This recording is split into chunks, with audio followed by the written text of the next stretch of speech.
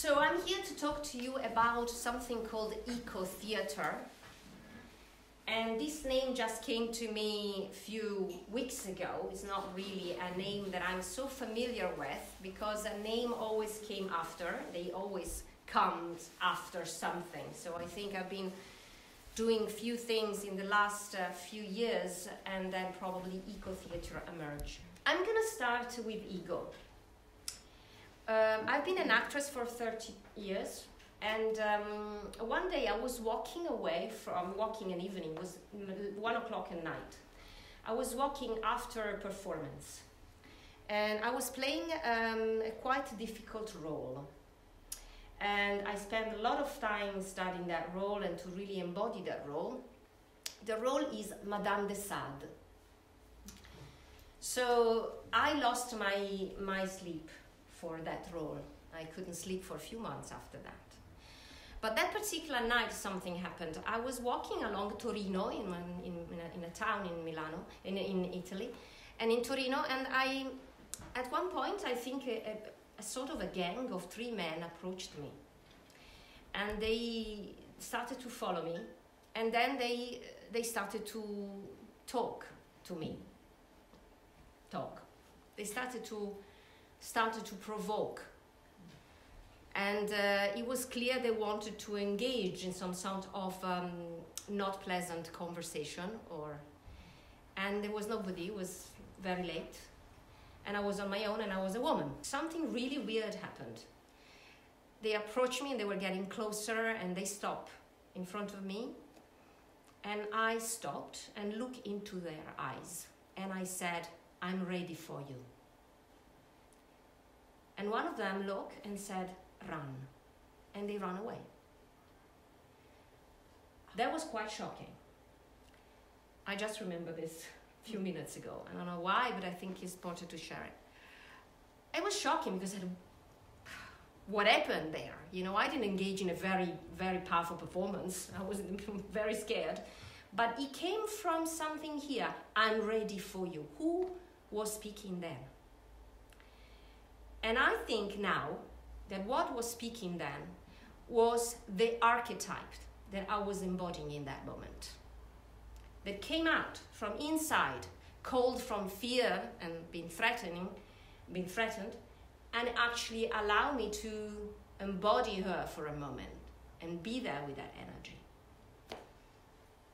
Since then, I started to really go deep in search because I thought there was something not quite healthy in that. And I started to research what acting means. What does it mean that? So now we have to leave this story for a moment and go back in time. When men, and humankind, I mean, they were able to use theater to empower themselves. What is in theater that is so powerful? So powerful that until 1700, we actors were not allowed to be buried in sacred soil. No way. Church didn't want us. And what is that? What does it mean? Because in reality, we are alchemists. We transform energy. Energy gets transformed from written words into a life experience in front of us and in front of the witnesses. And in that moment, there is a deep connection between past, present, and future, all aligned, all together in that moment. It's a very powerful human moment. Ancient time, in the cave, humans decided to carve images of men hunting buffaloes or men hunting an animal, a dinosaur, I don't know. We found that. So what is that? We were able to remember ourselves in action. We were so able to recall the past to make it visible and present. This is a unique gift that humankind has. So we have the ability to see who we are. We can do it. And through that process, we have the ability to see who we are not. And therefore, we have the ability to imagine who we want to become. And this is human. And embracing this process means to be fully human. And therefore, humankind went out from the cave on the land to celebrate humanity and to engage in a conversation, a deep sacred dialogue called theater. They were going on the land and celebrate, shouting, dancing, drumming, expressing with their body, their essence, expressing their story, connecting their story, asking for a deep connection with the land, with the elements, with the divine. They could see around them, but they could perceive inside them. This is fully human. Fully human is the place where we can remember who we are. We can imagine who we want to become. We rise our consciousness. The ancients say that it was the trees that sang humanity into existence. They sang humanity into existence. They raised their consciousness, and there we were there. It was an act of theater. It was a deep act of love. Profound inner dialogue happening there. We are the result of that song. What a responsibility, what an honor. Theater was born in circles, was born in sacred geometry, was born in tribes where they were able to be truthful in front of the witnesses. There was no audience, by the way. Nobody eating ice cream watching. It was very much an engagement and an incredible act of love. Actors, when they embody an energy, they wave the energy out into the witnesses. The witnesses, they wave the energy back into the actors. This exchange of energy is an horizontal plane. And that horizontal plane is held in the vector that the actor is when he's on a sacred stage, connecting spirit and soul, high and below. So that is a sacred act of love. This was the purpose of theater, and it was serving the tribe, serving the circle, serving the community, to be able to embrace humanity to the full. Being fully human meant, first, exposing and expressing whatever we are. And we are also rage, and we are also pain and suffering, and mean and evil. And all that, it's not bad. It's not bad. The intention makes things bad. And this is Shakespeare, by the way. Offer who we are to the land, to the element, and to our brother and sister in community. We own our dignity as humans. And then we can move forward, rise our consciousness, sang into existence something else, from trees to human to the next generation. So I believe that theater is especially important nowadays to help us to remember who we are. We lost who we are. Many ecologists and activists and philosophers say this. We lost who we are.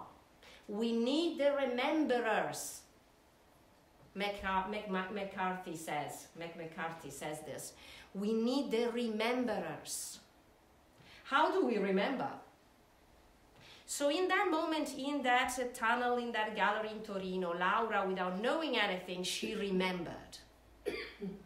And the archetype come through me and said, better not dealing with me right now, because I'm ready for you. And they run. Obviously, Laura needs to be more conscious of what she does. She needs to be conscious. We need to embrace the responsibility. So that is so important, the training. That is why it is important to really discipline our energy. Alchemy is sacred and dangerous at the same time.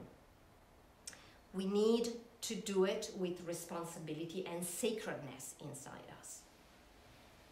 So theater belongs to humanity, and we can all do it, but we need to do it with consciousness and know what we are doing. It's like everything actually at the moment on this planet. So I started to develop a way to use theater, elements of theater, to reconnect us, first of all, with our inner soul. Because the inner soul is the one that actually holds our original instructions. What's that? Why we're here. I mean, why we're really here. There is an original instruction which is kept in the soul that we have. And it's the one that is actually so beautifully and perfectly or imperfectly creating the wounds along our path so that we can wake up and remember. Theater is a tool for remembering, is a tool to connect us with our inner soul so that we can access that original instruction. We have an original instruction as individual, and also we have one as a collective. And we also have one as humanity, as one. Let's start simple.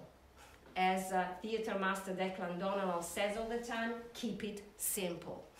So start with the individual, learn through some theatrical tools how to access all the aspects of humanity. Starting with the fragmented self. We are fragmented. So until we acknowledge all that we are, we cannot be whole. So the climate change starts here. Connecting with the original instruction, being able to use theater, holding the archetypes, and through the acting out of the archetypes, being able to remember our essence. It is about movement and gesture. There are gesture and movement that can recall our memory immediately. And there are words as well. Words are very important. They are another gift of humanity. At the beginning, there was the verb, the word. The word is a container, is a vibration. It's sound. And sound is an expression of our inner soul and our original instruction. So the sound has an incredible power in helping us to remember. On the planet, there are more than 7,000 languages. In the last decades, we have lost something like 50% of all the languages on this planet. When we lose plants, we lose butterflies and bees. So we lose butterflies if we forget words.